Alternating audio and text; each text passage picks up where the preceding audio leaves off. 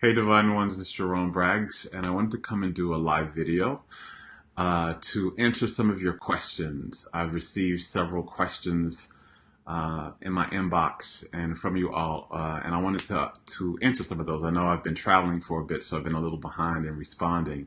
So I wanted to take some time to do that today. So if you're watching live, I may be answering one of your questions. And if you have a question and you're watching live, please post it in the comments. And if I have time, I will address that comment. I will address your question today. So I have a few questions. I have about 3 questions that I want to start with that have been submitted to me before that I wanted to get to respond to. As I said, I've been a little backed up with responding to your questions because I've been traveling for a bit and taking a bit of me time. So I want to address 3 of these questions. So this question came from Martina, and Martina asked, "How do I protect myself from chaotic and stressing reactions? That how do we protect ourselves from chaotic and stressful reactions we are getting from other people?" So um, how do we do that? Like, how do you protect yourself from chaotic and stressful reactions you're getting from other people? Well, one, you can't control how other people are going to react or respond. That is not your responsibility as a soul to control other people or to determine how they're going to react or respond. You are to really place your focus on yourself and your life and charging your energy and making sure you're happy and making sure the energy around you is loving, right? And that's the main responsibility for you. So you can't control them. So understanding that you can't control them, and this is the second portion of what this is. When you understand that you can't control anyone, and that it's your responsibility to take control of your life and make sure you're feeling good in your life and you're healthy in your life, is what do you need to do to feel good and be healthy in those situations? And usually that's to set an intention and to set a boundary. So what I mean by that is, one, the boundary is that you have communication with those people. That if there are people that are in your lives that you're in a relationship some type of way, you're in your family, or it's a partner, or it's a friendship, or it's a coworker, you communicate with them what's okay and what's not okay, right, in your space, right? You can say, hey, I don't want to talk about that right now, or that behavior is not okay for me, or how you're behaving with me, this is how this makes me feel, and I don't like to feel like that. And if you continue to behave like that, this is a consequence for it, right? I might remove myself from this interaction, or I might have to spend less time with you, or something like that. But boundaries are really, really important, and not just understanding what they are, but honoring them. And that's another and one thing will help you, with your boundaries is the intention, right? One of the intentions I have for my life, when my life, when I had to become very aware and mindful of how the energy that's in my life to heal my body, right? I had to become very aware of the energy that's in my life. Was it draining me, or was it charging me? Was it depositing more life force energy into me, or was it taking life force energy from me? And one of the things that, when I became very mindful of that, I made a very clear intention for my life that I only engage and spend time with people and spaces that uplift me, that appreciate me, and that nourish and love me. Right? I only do that. I do not engage in relationships or with people or in spaces and environments where I don't feel uplifted, where I don't feel appreciated, where I don't feel safe, where I don't feel free in some way, where I don't feel nourished, right? So if it's not nourishing, if those engagements aren't nourishing to you, then, it may be for you to leave those engagements alone, right? You really have to, a large part of loving ourselves, which again, loving yourself is the most important part thing you can do in this world. You have to love yourself, like Alina Morjani says, love yourself like your life depends on it, because it absolutely does. And one part of loving yourself is to really honor your energy. So make sure your energy is uplifted. Make sure your life force energy is charged, and that it's not always drained, and that you're not always attacked, and there's not harm coming to your being or to your energy. So again, you cannot control people. But you can set intentions. You can set an intention for how you want to move in the world and the spaces you want to move in and the people you want to engage with, and then you can set boundaries so those intentions are met. Right? So your boundary helps that intention be met, and you have to communicate that. You're going to have to use your power of your voice.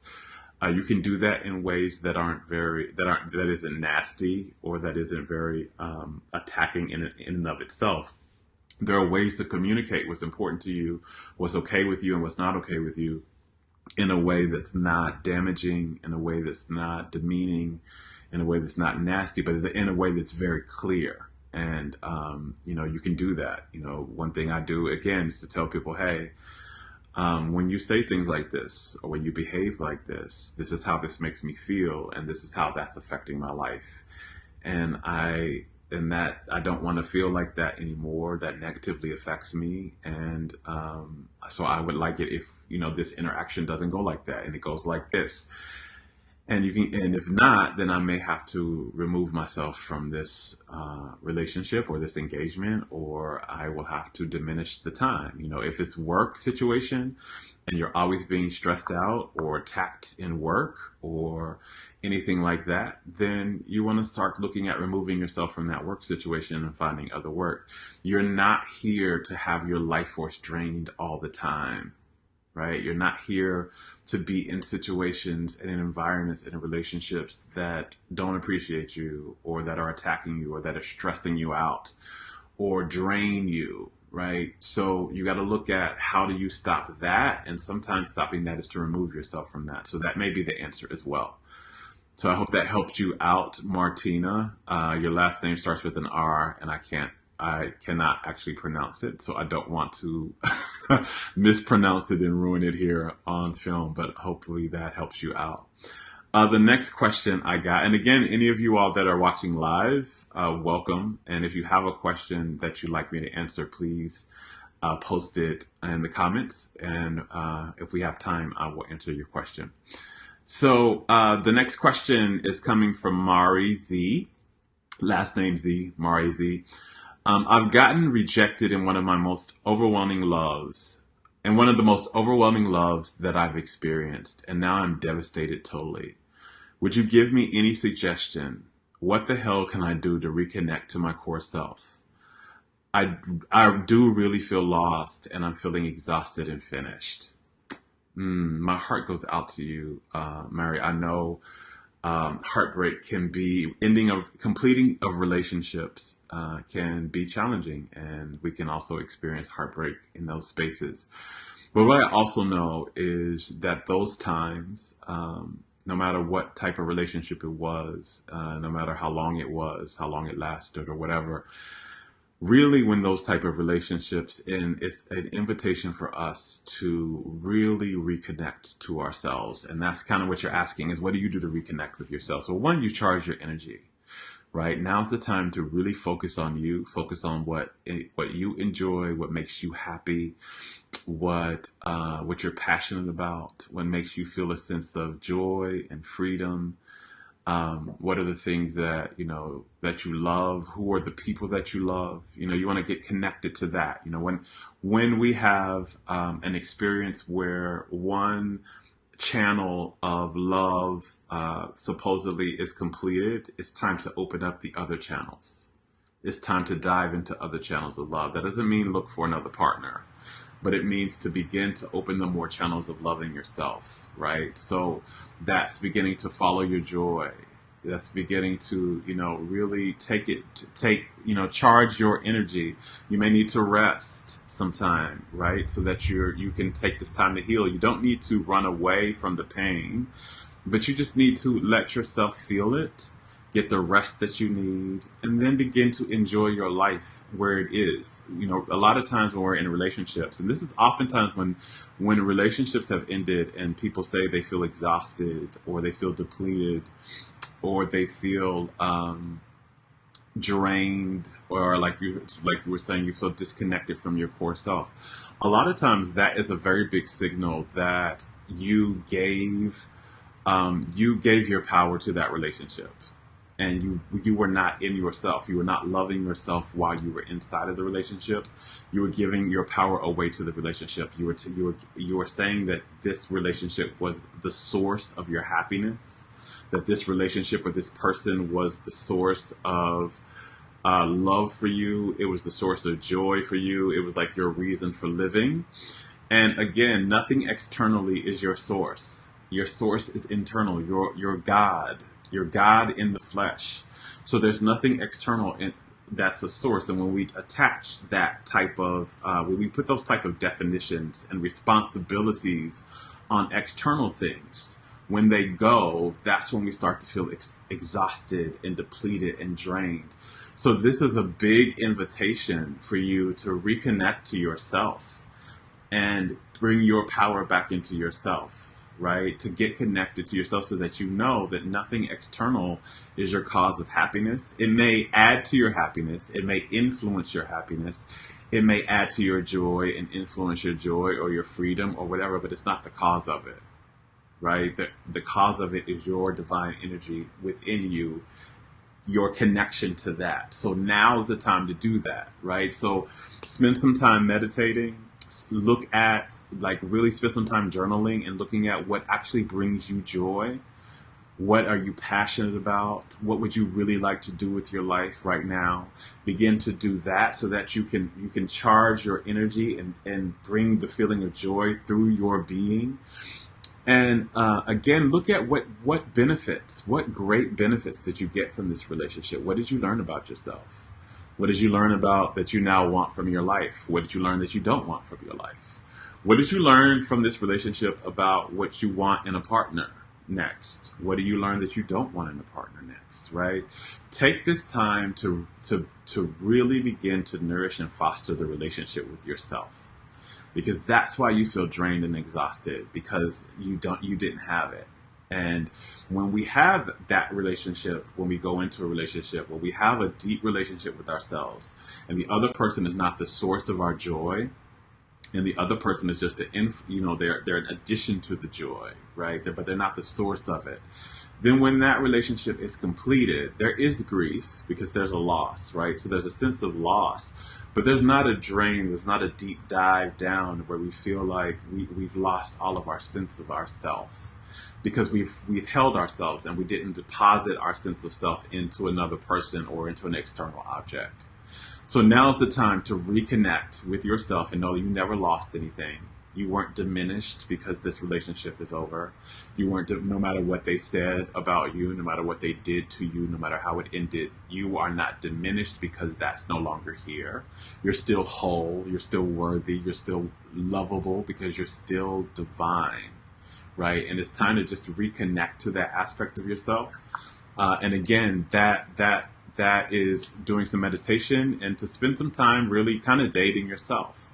Really getting in touch with what you like to do and go doing those things, finding out what you're passionate about, reconnecting with that, and really taking some time and seeing how you want to live your life from this moment on. Joy is completely available to you because you are joy. You're the literal essence and energy of love, of joy in a physical body. So when you reconnect to yourself, you'll feel that joy again. And you'll begin to, manifest a partner if that's what you want again, from that space, from a space of wholeness and not a space of feeling like you're incomplete, because it's not true. All right. So I hope that helps you out. Next question. And again, you all, I see some of your, questions, and I'll answer that, some of the questions in a minute. But if you're on live and you have a question, be sure to comment, because I have a little bit of time to answer some of your questions. So if you have a question, be sure to comment and I'll answer that. So the last question comes from, was on my Instagram page. So if you all are not following me on Instagram already, please follow me on Instagram. My Instagram is at Jerome_Braggs. So my Instagram page is at Jerome_Braggs. And this comes from, Beavis Love 2. I hope I pronounced that correctly. Beavis Love 2 at Instagram. And it's asking, how can I love myself and detach from what I think brings me joy? I met someone and I don't want to get attached. Oh, this is a great question, and it kind of goes right along with this last question that I was asking, that I just answered. So, a lot of times when there is no external cause of your joy, not a person, not a place, not a thing, those things can add to it. They can nourish it. They can support your joy, but they are not the foundation or the source of it. There is no external source. All sources come from the internal. The internal is what manifests the world. The internal is what causes everything. The internal is where the source of everything is, right? So your own energy is, and again, you are a soul. You are a facet of God, and that literally means that you are the energy of joy itself in a physical body. So that person can add to the joy, but that person is not your source of joy. And when you get attached to someone, that's what you're doing. You're saying they are the source of something for you. Whether they're the source of safety, whether they're the source of money, whether they're the source of joy, whether they're the source of pleasure, whether they're the source of, and what that means is you do not have, you're not loving yourself enough to not just know that you're the source of things, but to have a life that nourishes you, that uplifts you, that charges you, that brings and you joy, that makes you feel good, and you're putting the responsibility on that person to do that for you. And any relationship you get into that, it's literally like you're a parasite. You come in with like parasitic energy. So you're literally trying to suck that out of the person. And that's usually why those relationships, when we're in those types of relationships, if we're the person that the other person is putting responsibility to that we're responsible for their joy, we feel drained by them. And if you're the person that's looking for that person to always make you happy or to bring you joy, you literally come in with a pulling energy. You're pulling life force energy from them. And so they feel drained by us. Instead of having that type of relationship where someone is draining you or you're draining them, come in full. You want to come into that relationship with your joy. You want to come in taking the responsibility off of them for having to make you happy or to make you feel safe. They may enhance that. They may further that. They may influence that. They may nourish your feeling of joy and happiness, but they are not the source of it, right? And that's a sign, if you're feeling some type of attachment, it's a sign that you need to take a step back and begin to look at your life and where you can charge your own energy, right? Where you need to bring more joy into your own life. What are you doing in your life that's not making you happy? And how can you stop doing that? What are you saying yes to that you really want to say no to? Right? That's draining the joy out of your life as well. Where do you need to engage with more of your passions? Right? Are you doing work that you really don't love? Where are you stressed out? Right? Start to look at those things and start to release those things and start to saturate your life more with things that make you happy. What do you enjoy doing? What gives you a sense of passion and joy? How can you engage with that? And when you start to do that, you start to bring joy into a relationship instead of just taking it out of the relationship, right? You bring it in. Now, there's going to be an exchange in relationships, right? You're going to bring things, you're going to take things. That's what relationships are. But you don't want to have a lopsided, energetic relationship where you're just taking.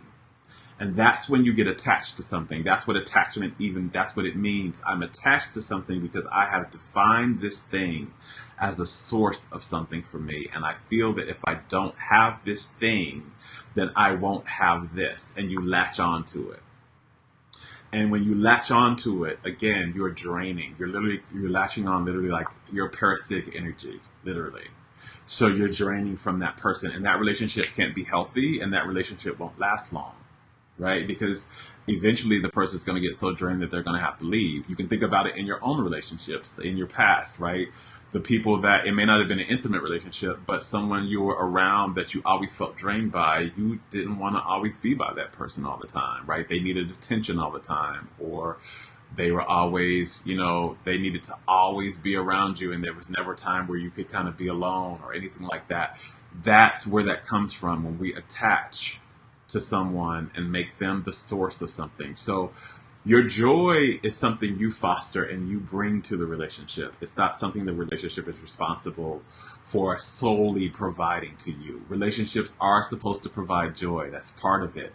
But they're not the sole source of your joy. You need to have joy coming in, not just at the beginning, but all throughout. You need to have ways which your joy is being fostered and nourished all throughout the relationship. And that is how you experience freedom. That frees the other person. It frees you as well if that other person does the same type of work. Both of you are free. And love really, really, really develops in spaces where freedom exists. It really develops in spaces where freedom exists. So that's kind of what's going on there. You want to look at how can you develop more joy in your personal life? How can you live a life of joy? Remember, that's why you're here as a soul. You're here to live a life of joy. So how can you get more joy and not have in your mind that this person is the source of your joy? That this person is the sole source of your joy. You do that, and I promise you, you'll find the detachment releases. You'll trust in life more. You'll trust in the space. You won't. You'll trust that that the universe loves you because you'll begin to see it, and you begin to live a life of joy, whether or not that person is present or not, whether you're in a relationship with that person or not. So I hope that helps you. So again, any of you all, I see some of your love comments, and I see all of you all, hey, pressing likes and pressing hearts and all of that and posting hearts. So thank you for that. I do have one question that I want to answer, and that's coming from Adnerb. Says, greetings, Jerome. Were you ever on antidepressants or anxiety medications?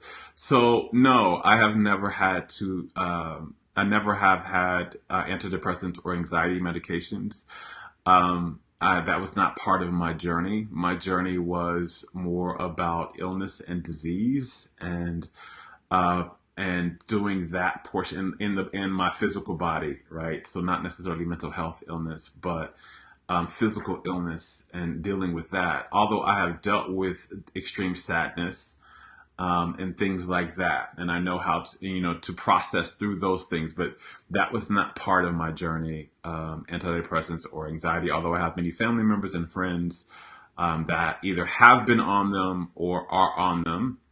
And I've known some people who have been on them and have done some of this type of work of really loving themselves, healing their trauma, reconnecting to their soul, and they were able to get off of those medications and no longer need them for their mental well-being. But if you do need them, right, if you need those type of aids right now, it's totally okay.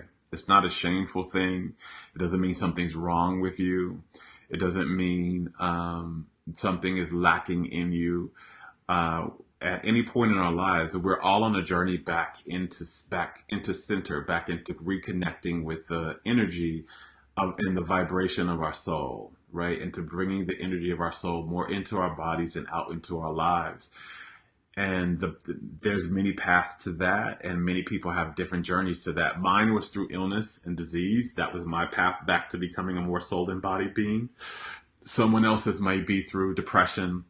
Someone else's may be through the end of the break of a marriage.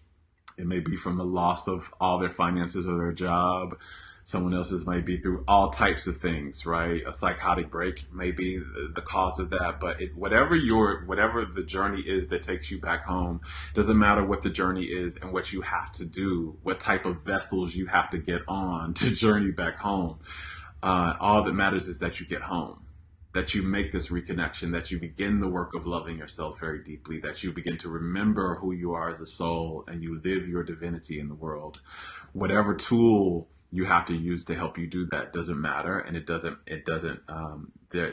require or request or any type of shame around it. So I hope I answered your question. I know I took a long way around just to say no. But I wanted to make sure I did that because I know we have in our society, especially in the Western world, there's a lot of shame around mental health, and around what you may have to do to bring yours back into well-being, and the different tools you may have to use. And we really need to take shame out of it. It's just about coming back home to yourself and whatever tool you need to use in the meantime for that, as long as it's actually helping you feel better about yourself, feel more at ease, feel more free, then it's helping and it's necessary and it's a good thing. So um, I have time maybe for one more question. So if you have a question and you're watching, please type it. If not, then I'm going to end this session here. It's been really good for me. So I'm going to give you probably you got about 10 seconds to get your question in.